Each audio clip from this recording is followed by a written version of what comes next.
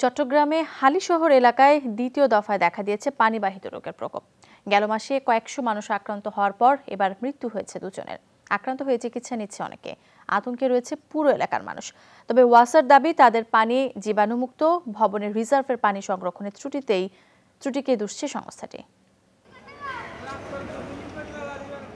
হালিশহরে H ব্লকের এই বাড়ির দোতলায় মেয়েকে নিয়ে থাকতেন শাহেদা মিলি। এখনও তিনি আছেন, তবে সশরীরে নয়, ছবি হয়ে। হেপাটাইটিস ই ভাইরাসে আক্রান্ত হয়ে গেল 17 জুন মৃত্যু হয় তার।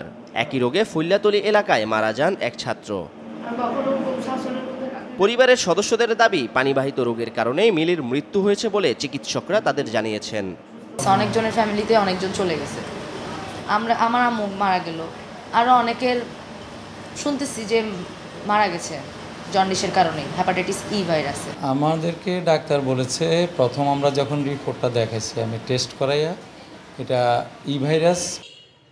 দুজনের মৃত্যুর পর হালিশহর এলাকার কয়েক লাখ বাসিন্দাদের মধ্যে আতঙ্ক বেড়েছে আরও।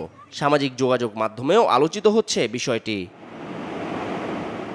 এক মাসের ব্যবধানে আবারও এমন পরিস্থিতির জন্য ওয়াসার সরবরাহ লাইনে ত্রুটিকে দুষছেন এলাকার মানুষ। ওয়াসার পানি ময়লা আছে, তারপরে খাওয়ার পরে মানে খাইতে পারি না, বমি ভাব হয়। যে বৃষ্টিটা হয়েছে ওইটার পানি সহ একসাথে মনে হয় ওয়াসার লাইনের অ্যাড হয়ে গেছে। জন্ডিসের সংখ্যা দিন দিনে বাড়তেছে। কেন বাড়তেছে? একমাত্র শুধু পানির জন্য। আক্রান্ত এলাকায় পানি বিশুদ্ধকরণ বড়ি বিতরণের পাশাপাশি 10টি পরামর্শ দিয়েছে জেলা সিভিল সার্জন কার্যালয়। পরীক্ষার জন্য সংগ্রহ করেছে পানির নমুনা।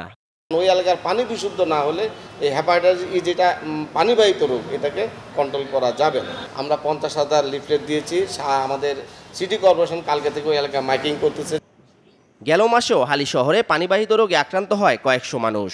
নমুনা পরীক্ষা করে চট্টগ্রাম ওয়াসা কর্তৃপক্ষ দাবি করেছিল, ওই এলাকার ভবনে ট্যাঙ্ক ও রিজার্ভারে পানি সংরক্ষণে ত্রুটির কারণে জীবাণু সংক্রমণ ঘটছে। এবারও একই কারণ উল্লেখ করে বিজ্ঞপ্তি দিয়েছে সংস্থাটি। শিহাব জিশান, যমুনা নিউজ, চট্টগ্রাম।